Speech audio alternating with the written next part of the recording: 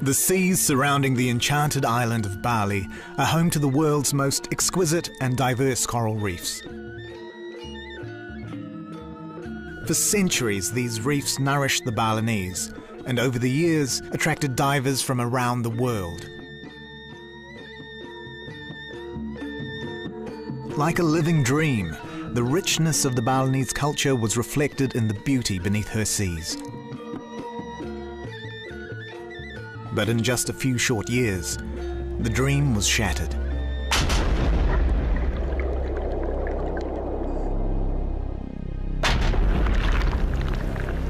Two more blasts went off in quick succession, and you can see there's half a dozen boats on the horizon.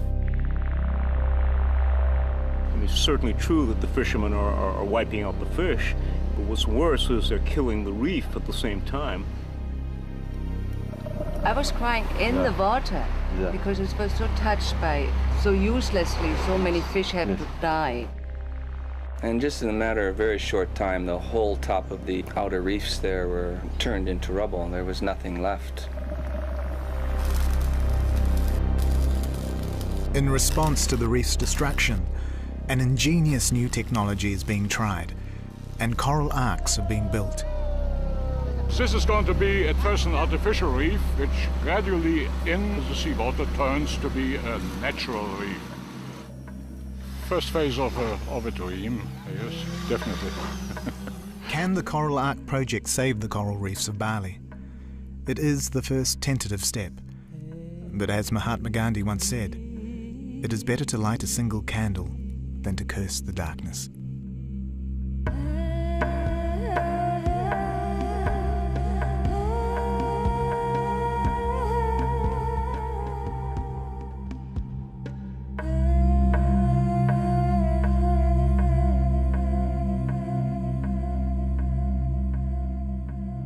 In the Hindu faith of the Balinese, the spirit realm is called the unseen world, a place of demons and deities, where spirits journey to their next rebirth. But surrounding Bali, there is another unseen world, the world beneath the sea. Traditionally a place of fear, it remains largely unknown and unseen. On the north coast, where the magic mountains meet the sacred sea, is one of the holiest sites in Bali. In Balinese culture, to be in harmony with the environment is as important as being in harmony with God. Overlooking Pemutaran Bay, the ancient Pulaki temples pay homage to God and to the environment. Indonesia is a nation of over 7,000 islands, but Bali is its most famous, attracting visitors from all over the world. Pemutaran, in the northwest corner, is the least developed part of the island, a long way from the bustling development in the south.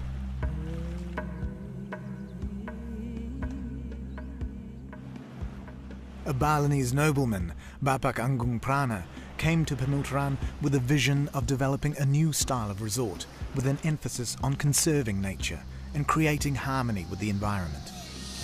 And the tourism industry need the environment or the culture to be preserved. Conservation is a must. Nobody will come if there is no cultural or environmental conservation. Inspired by Pak Prana's vision for conservation, Rani Moravuik was drawn to the beauty of Pemutaran and became a partner in his resort. Rani's passion is underwater photography, and over the years she returned many times, lured by the beauty of Pemutaran's outlying coral reefs. I started filming here in '95. It was one of my favorite dive sites, so I kept coming back. It's the only way with photos or video that people can actually see it, because not everybody is a diver and not everybody can come here and look at it. A very, very beautiful and alive reef with huge table corals full of fish and full of life. What I loved there was the cuttlefish.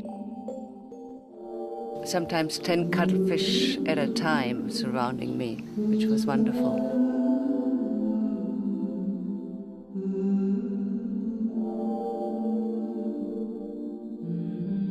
I've seen cuttlefish mating just very close to where they also put their eggs. A few months later, you see all these eggs in the fire coral. And I was down there and looked around, and I felt happy because it was just such a thriving and beautiful reef and a beautiful dive.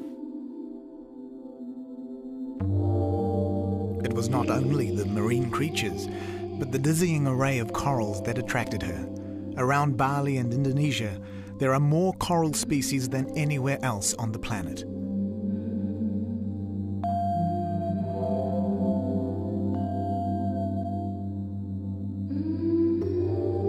As she built up her video collection, Rani had no idea these images would be the only lasting record of an entire coral reef system that was about to be destroyed.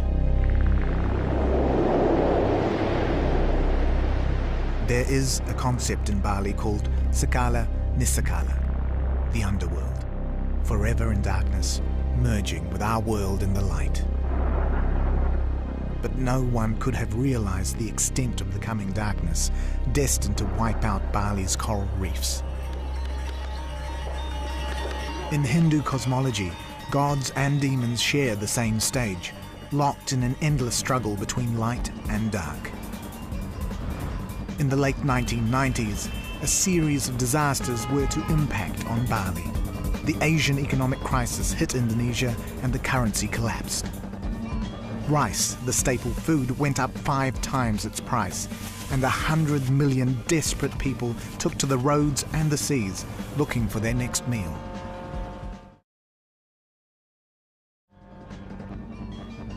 Bali, with its booming tourist industry, offered hope. A shuttle of ferries brought waves of economic refugees from other islands. Bali's population nearly doubled, and the flood of poor and dispossessed were driven to desperation. The seas around Bali were one place people could find food, and the coral reefs became prime targets for fish bombers. Every day, bombs could be heard in Pemutran Bay. The outer reef was a war zone. But even worse was to come. In 1998, global warming overheated the oceans, causing widespread coral bleaching. Rani's favorite dive sites were in ruins. And you can actually see in 98, 99 that the reefs were getting destroyed. Actually, at that time, we couldn't go diving because there were sometimes 7 to 8 boats bombing and cyaniting, so it was not safe to dive there. I did go out there once, and I have the video from that time.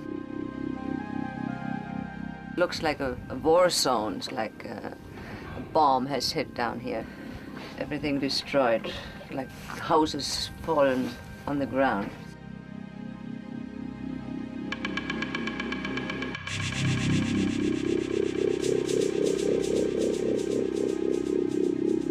The magnificent plate corals, home to so many fish, were gone. A deadly combination of bombs, cyanide, and finally coral bleaching killed off these magnificent living corals.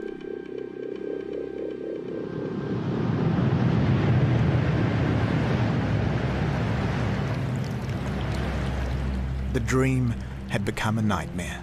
But even in the darkness of despair, there was a glimmer of hope.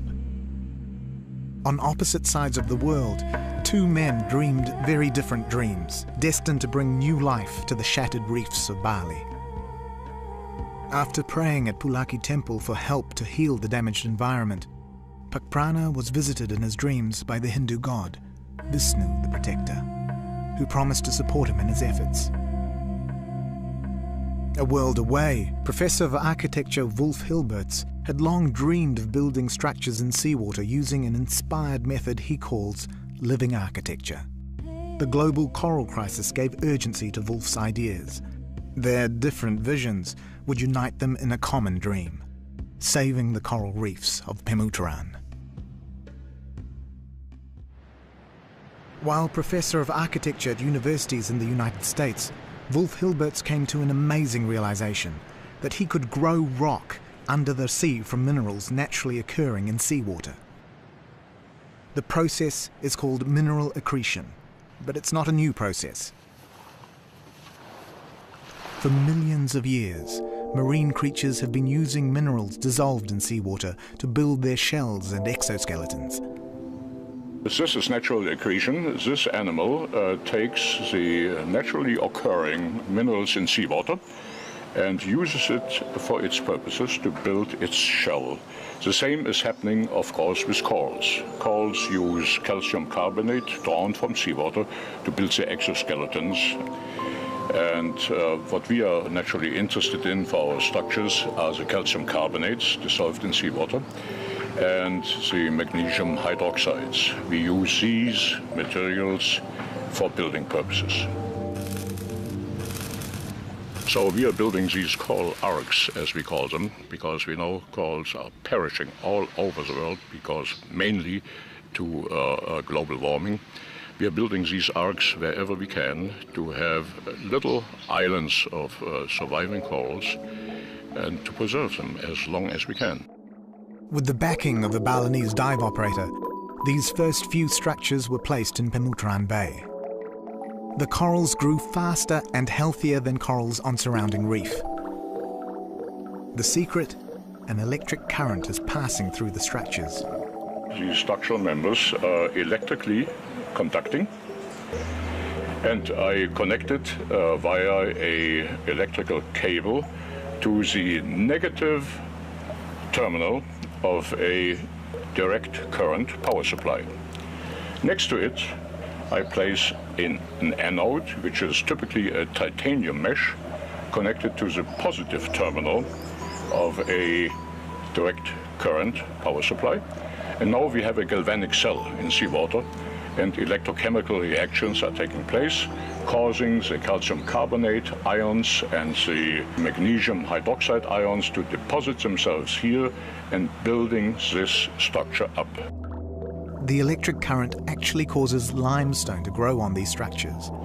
When settling on a substrate like this, the coral receives extra energy from the electrolytic reactions, and therefore corals grow faster.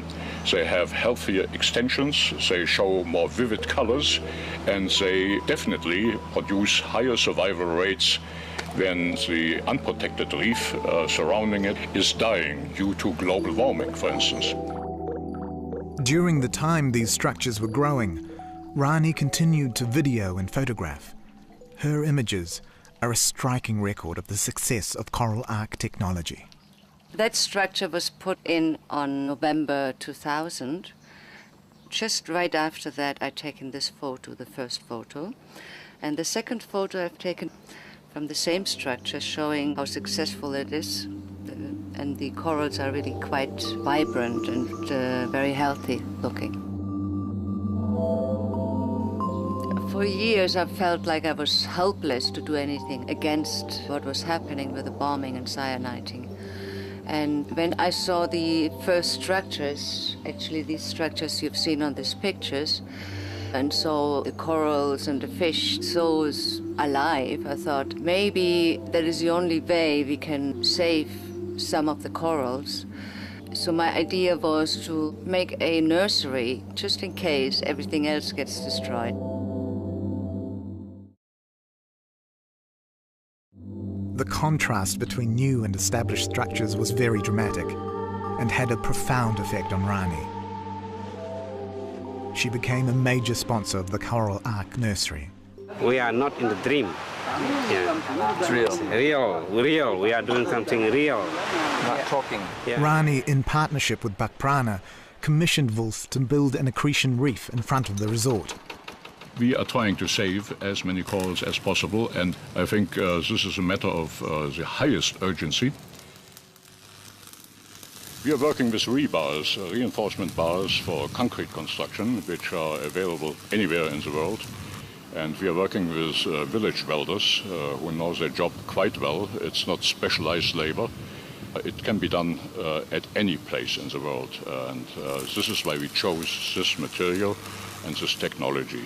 There are more expensive ways, more precise ways possible, but we don't need that, and we are quite content with what we have here.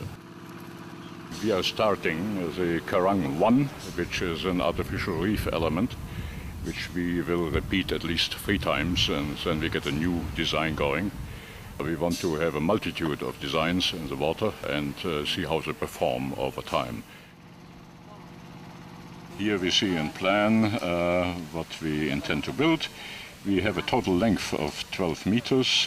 We have about 2 meters width and a height of about 1 meter 20. Wolf and his team experimented with several different shapes, some conical, others tunnel-shaped, to find out which shapes corals preferred. This towering structure he named the Nautilus. 40 centimeter.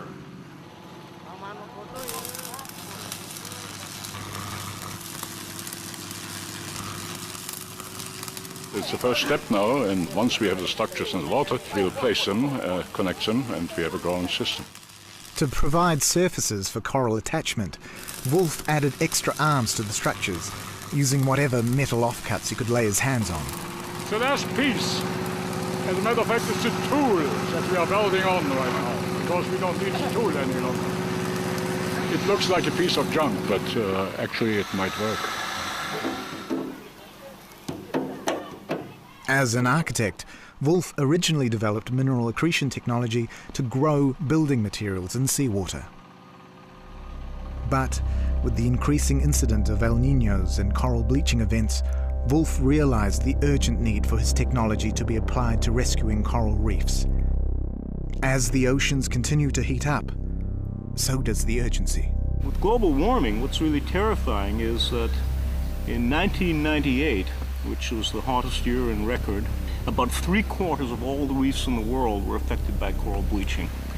But in 1998, we saw corals die that were 1,000 years old. Okay, these are corals that had been through hundreds of El Niños in the past and had survived them all. This one killed them. Wolf's business partner is marine biologist Dr. Thomas Goreau, an expert on coral reefs. I personally first visited Pemuteran in, I think, May of '98, and it was during the height of the bleaching event, and I was diving around Bali to look. Tom Goreau paints a very bleak picture for the future of the world's coral reefs. We are basically in the middle of the first human-caused mass extinction of an entire ecosystem. And reefs are going to be the first ecosystem to be essentially wiped out. There will be corals surviving, but they won't be reefs. What you will find is a few corals in marginal habitats. And they'll mostly be small, they'll be isolated. Global warming leads to corals bleaching, and the mass mortality of reefs through the breakdown of living coral. The intricate structure of corals are created by 2 separate life forms, one animal, one plant, conjoined in one of the most wonderful partnerships in the natural world. Bleaching occurs when the coral is abandoned by the algae which gives them their colour, a fine covering of coloured algae called zooxanthellae. The coral itself is an animal. Think of the zooxanthellae, those little microscopic plants. It is as if we had leaves on our body, or as if we had chlorophyll inside our skin, and as we could stand out in the sun and photosynthesize and get our food simply from the sun. Well, corals are basically able to do that. They catch food that's floating in the water and eat it, but at the same time, they're also plants. Now, without the plants, they're losing a major source of nutrition. But the other thing that's even more critical is that when the coral loses its algae, it completely stops growing its skeleton. It also stops reproducing. It's basically in a state of starvation. It's severely stressed. Even if it doesn't die, a bleached coral is essentially sort of one step short of death.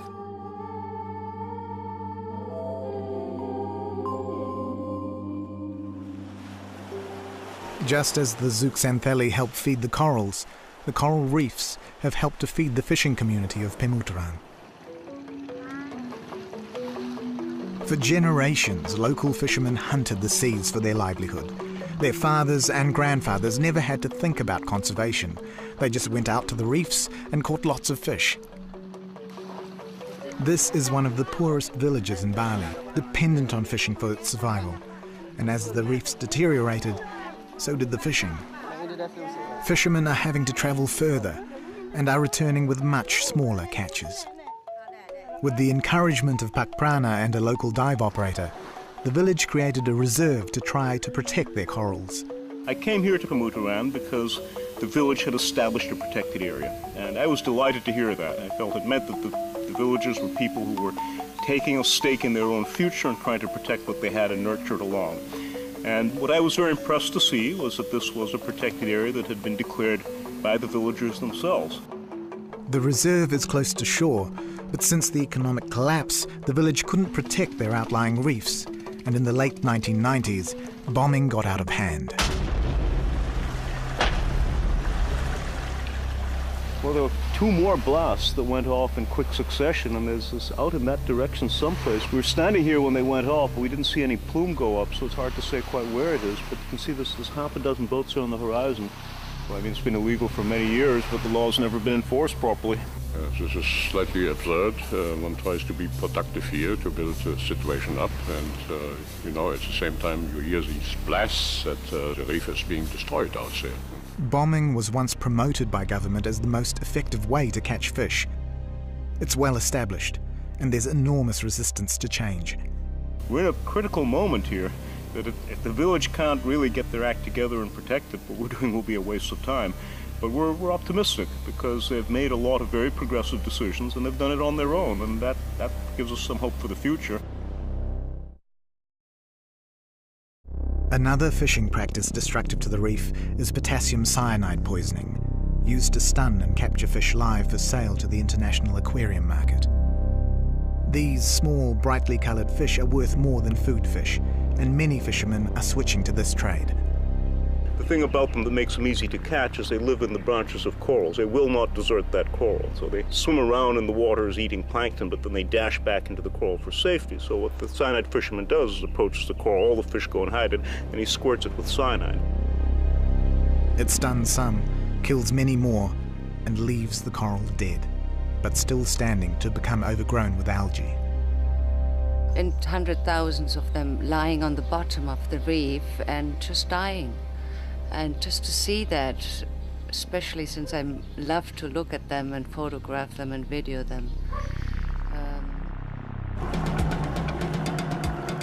The village had decided to actually take action and stop the bombing and cyanide fishing, which is an incredible success. Without that, it could not be done.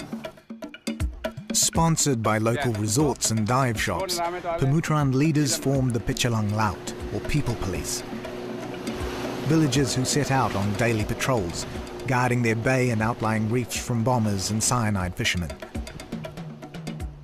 Millions of people live on boats all over Indonesia, stripping resources as they go. Maybe the traditional fishing or the aquarium fishing. So we can check These itinerant fishermen have no long-term stake in the future. They just take what they can and move on to damage another area. Only the traditional fishing by the line. We can check the small boat that's way. Because the seas are common property, owned by everyone, they're cared for by no one. A resource is exploited until it is wiped out. This is a dilemma facing fisheries worldwide. Rani came along on this patrol to video fishing methods. Gonna go in the water. Check out how they're doing it. Since we're right here next to a boat catching aquarium fish, I would like to see if they actually really use the method they're saying they're using, which is by net. I will be able to tell if the fish lying around dead. I know it was cyanide. They sort of sneak towards the net and push the fish, and then they quickly take the net and pull it up together. I could never hold my breath for that long amount of time. They were able to do that. They were quite skillful. They knew exactly which corals to go to for a certain fish. They were looking for the very colorful ones, the blue ones, and the other ones they actually threw out back into the oceans, the ones they didn't like. The people of Mutaran were not afraid to go out and stand up and say, you can't dynamite anymore, or you can't use potassium anymore for fishing. If they do, they will give them a fair warning twice, and then the third time they will arrest. This daily vigilance is working. Neither of the two boats boarded were using fishing methods which would destroy corals. But back in March of 2002, a fleet of 5 boats bombed the reefs for a passing school of tuna. The village Pechalang took decisive action. It was a big team of bombers, so they called in armed police. They had the bombers arrested, impounded their boats and bombs, and put the offenders in jail. The bombers use homemade waterproof bombs with short fuses, dangerous to the bombers and devastating to the reefs.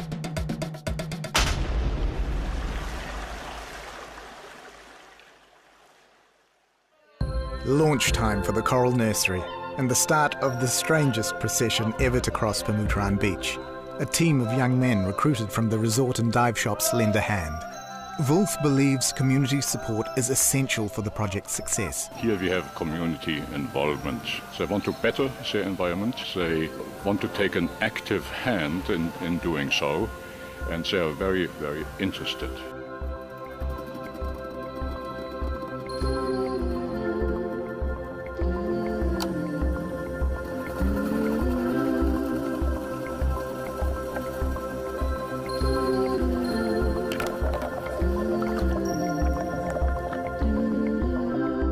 Over the next few days, a coral ark nursery will be installed, scattered over a 2-hectare reserve, a couple of 100 metres long and parallel to shore, directly in front of the resort. 2 more meters in diaphragm, highway, please.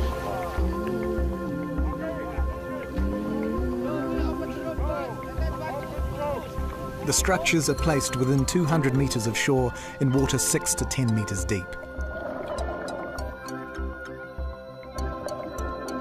The growing structures will attract snorkelers and divers to the resort.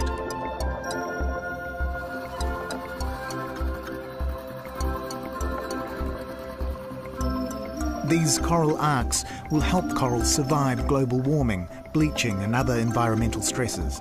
They will grow a range of different coral species, and their healthy spawn will help to repopulate the outlying reefs.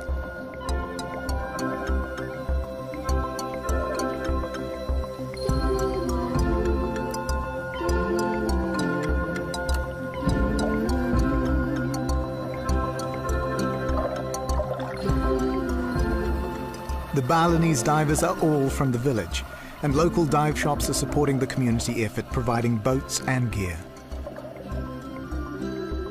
Tom and Wolf have placed trial structures in a number of sites from the Indian Ocean to the Caribbean. But with a total of 21 coral arks, this is by far the largest mineral accretion reef in the world.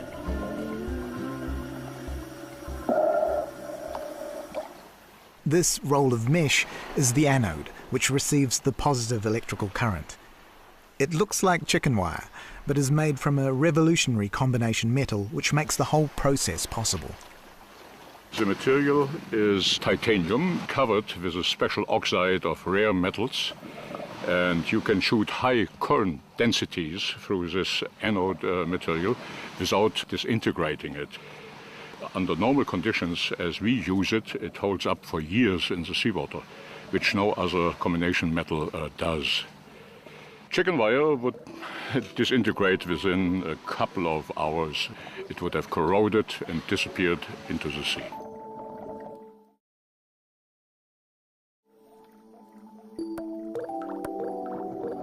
The anode mesh is positive, the cathode structure negative. Like a car battery, it needs both to make an electric circuit for accretion to take place. This is the first anode cable we bring on land. Now we can establish electrical power and the system begins to grow. So this is always a little triumph to get so far.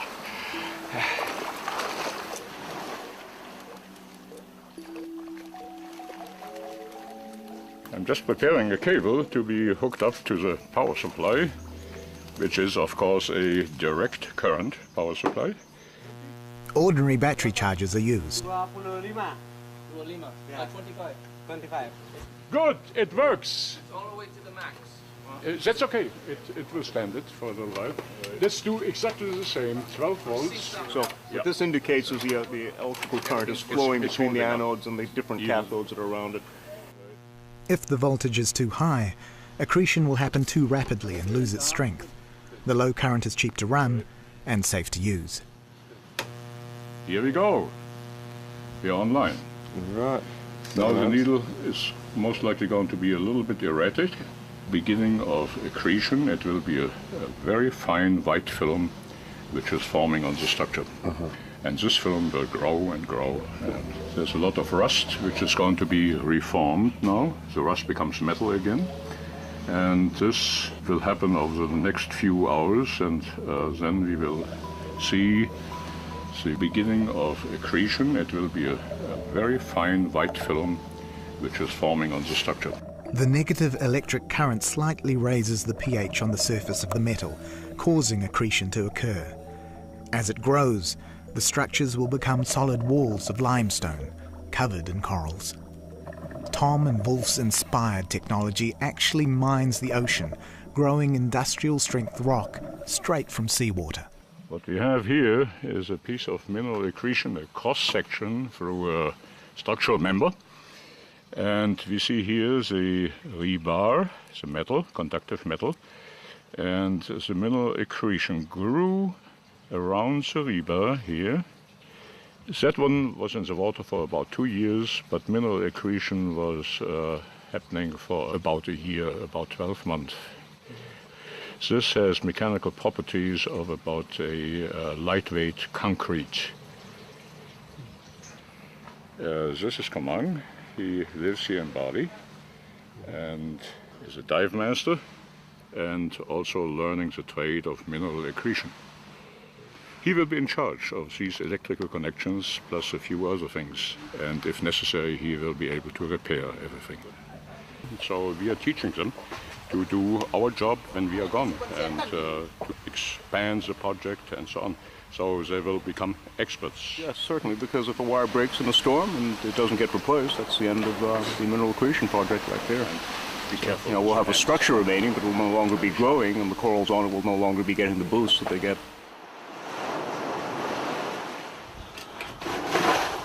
The first corals are collected and wired onto the structures. They would take too long to grow from spawn, and Tom believes that in the global coral crisis, time is of the essence. We're collecting broken fragments of corals to transplant onto the coral nursery. And we're looking for pieces that are lying all over the bottom. It's a steep reef slope.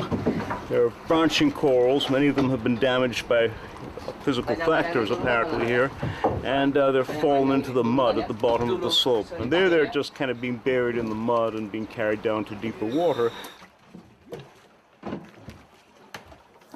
What we're trying to do with the coral arcs is essentially to build habitat to maintain corals through the global warming crisis, or at least as far into it as we can manage. This coral has bleach and this coral hasn't, so that's the difference. So our effort is to try to grow coral populations that are more resistant to stresses, in particular the stresses that we know are going to be hitting them with global warming. The coral nursery will help determine which corals are more resistant to bleaching and other stresses bound to hit them with global warming. In a sense, what we're doing is a coral hospital, because we're trying to take corals that would otherwise die. We're rescuing them in a sense, and we're trying to get them to grow and form much larger colonies that we will then propagate. But most species that we picked up here today would have normally died by themselves. Once this tie wire makes contact with the metal, it stops rusting, becomes part of the structure, and begins accreting. The entire structure is alive. Earlier experiments have achieved growth rates 3 to 5 times faster than peak growing rates of corals in places where surrounding corals have died. The corals that we're growing are much healthier than normal corals, and the reason for that is that a normal coral has to use a lot of its energy to grow its skeleton. Our corals are getting that energy for free. We're creating the conditions that allow very rapid growth of limestone, both chemically and biologically, through our process. So the result is they have much more energy left over for growth and for reproduction. And they also have more energy for resisting stress. There is another application of accretion technology which could have profound impact on all our lives. The reef is the most effective form of coastal protection against erosion that exists. It's a growing, wave-resistant barrier that may get clobbered by a hurricane and broken up, and it grows back up, and it's constantly growing up towards sea level and regenerating itself. The fact that almost all reefs are severely damaged means that those corals are not growing up and regenerating and forming a wave-resistant barrier. In fact, they're collapsing and disappearing. So the result of this is now that wave forces are hitting the shore with much greater energy and causing much more erosion. But if we have to build a seawall to protect the coastline, the typical cost of a seawall built of concrete or rock worldwide is of the order of $15 million per kilometer. Well, there are thousands and thousands of kilometers of coastline that are eroding worldwide. That is going to probably be the biggest cost of global warming. It's only when you need to build seawalls, import fish, and find other jobs for your population of lost tourism that we will appreciate the true value of the reef. Global warming is currently causing sea levels to rise around 2 millimeters a year. But with changing weather patterns and more extreme weather, some places already feel threatened. Many island states, especially the low-lying island states, will be inundated. The time frame we are talking about is perhaps between 50 and 150 years. It will be land under, and they won't exist any longer. But long before that will happen, storm surges will become more extreme and will reclaim more and more land, and ultimately people will find that those islands are not inhabitable any longer and will be forced to leave. Mineral accretion doesn't just work in the tropics. The process will grow rock wherever there is seawater, protecting coastlines in cool and temperate waters throughout the world, growing at rates many times faster than sea level rise. Accretion technology will provide another benefit for the people of Pemuteran. In the sea, we're still hunters, we're not farmers. What we're trying to do really is kind of push fishermen who can no longer be hunters because there isn't anything left to hunt, to growing the food instead of simply wiping out the wild stock. The simple idea of farming the open sea by creating protected habitat could revolutionize fishing practices worldwide. Within days of being installed, the coral arcs were inundated by masses of schooling fish. What you have to understand is that right here, the fishermen in this village are going out 5 or 10 kilometers out to sea. They're going to the offshore banks. Those banks have had their corals almost totally destroyed by dynamite and by cyanide. They're out there all day, and you know they're getting a handful of fish at the end of the day.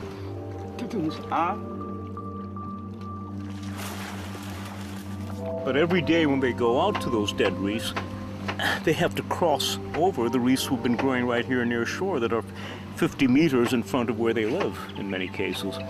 And they see that those areas are full of fish. So it's an irresistible temptation. I mean, you know, why go 5 kilometers to catch nothing when you have it 50 meters in front of you?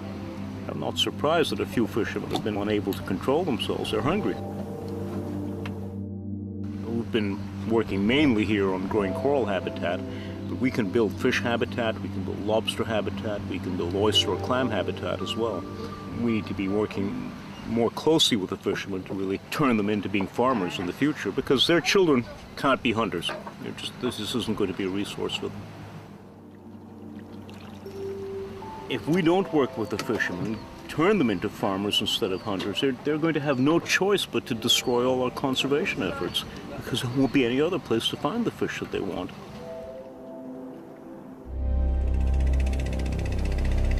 After a number of night fishing raids on the structures, the entire project was in peril.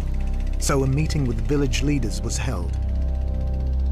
It was decided to ask Tom and Wolf to build new structures as dedicated fish habitat to help increase fish stocks in the bay. Difference this time is that we take a material which is rolled, so it has innate curves in it, and we are going to use these curves directly. We are going to cut about 3 spirals out of this roll and sink them in various locations and positions as well. Spirals which are open towards the sky, or spirals that are open towards the sides. After some time we'll see what kind of construction is preferred by the local fishers here. It has breeding grounds, hiding spaces and so on. So I guess we will have 3 fish reefs cut out of this roll with 2 people in between 2 or 3 hours, which is incredible. And then the task of sinking begins, and the task of wiring the structure up. Why they start the fishery project? Because we now know the fish will come if there are houses for them. Pakakung Prana, my partner here, has played a very big role in convincing the village and also talking to media. All for the benefits of the village. Yeah. Number 1, technology, yes. I think it's funding, yes. But unique one is the community participation. Community involvement is the key to the project's success, and Rani does her bit to spread the word.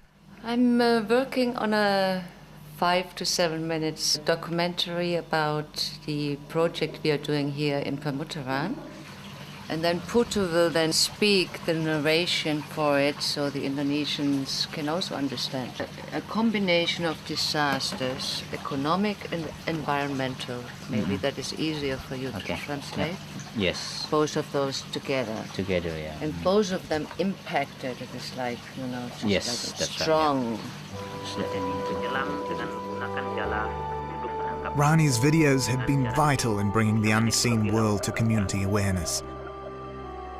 She's completing her documentary for screening at the National Conference on Coastal Management.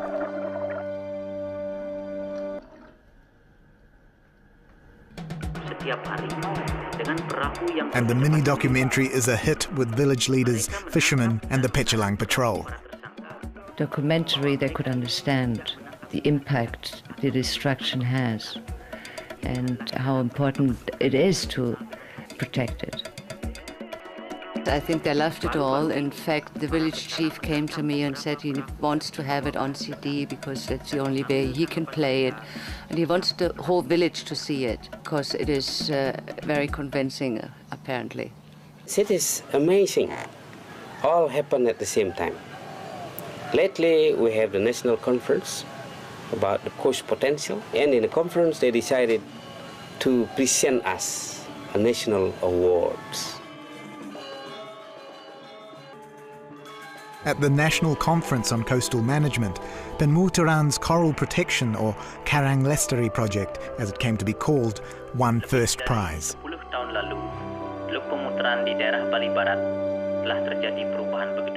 It is hoped the victory will inspire other coastal communities to set up similar projects and begin looking after their coral reefs. And it has come now to a point where the politicians are even listening and wanting to know about it.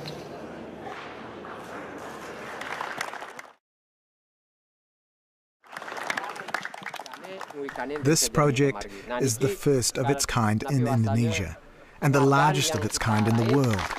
The huge success has helped instill a sense of pride in the community. In the Balinese style, preparations are underway to celebrate the blessing and launching of the 5 new fish structures.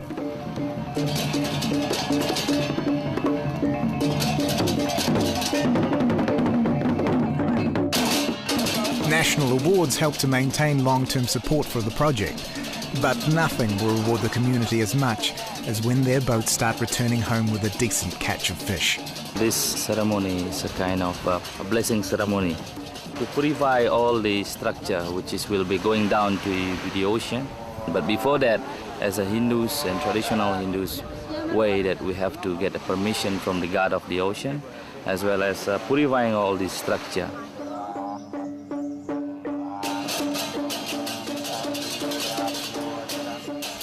On the morning of the ceremony, an auspicious sign, the god of the ocean sent a special blessing to the Karang Lestari project. A sea cow or dugong is apparently out there, and I'm going to try to get it on camera by snorkeling only this time. In Balinese society, a duyung is for a good spirit. But then, since it's appeared here in the Bay of Pemutaran, it is believed the transformation of the spiritual energy in the shape of duyung, in the shape of a beautiful woman with a fish tail. So, in the Balinese society, the blessing can be in any forms. So we are really very grateful that our effort is being blessed from the dream, from the action, and now the coral growing with blessing.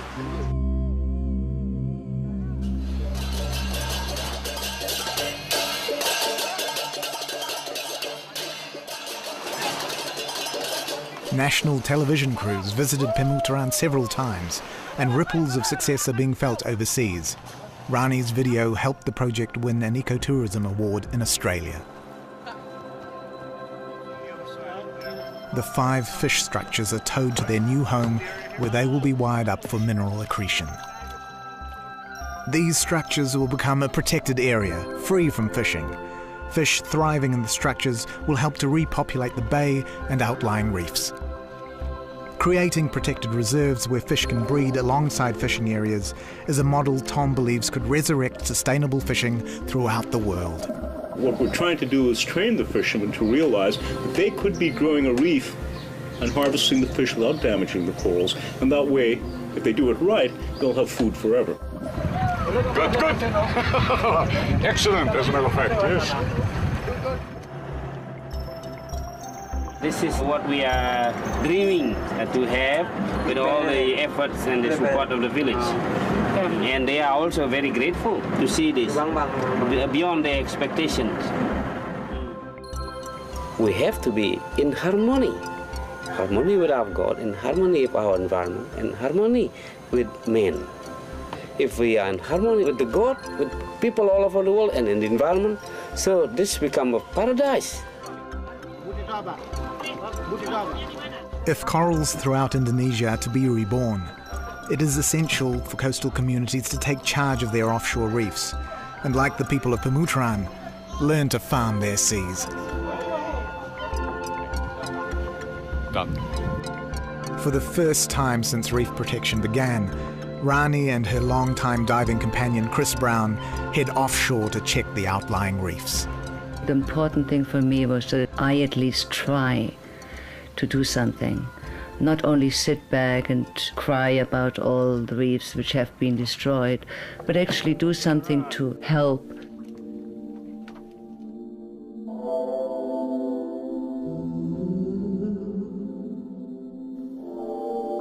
You can see little patches of corals coming back. That gives me hope that it will eventually be a beautiful reef again if it's left alone.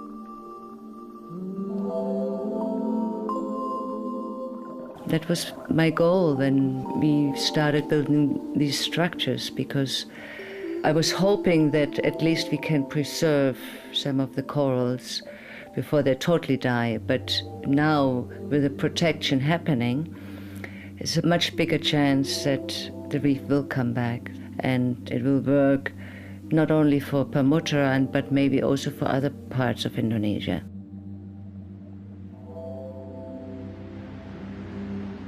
I've come to love the Balinese and Bali over the last 13 years, 14 years. They have given me so much, and they've treated me so well in all these times, that for this it was important for me also to give something back, and that it was my gift back to the Balinese.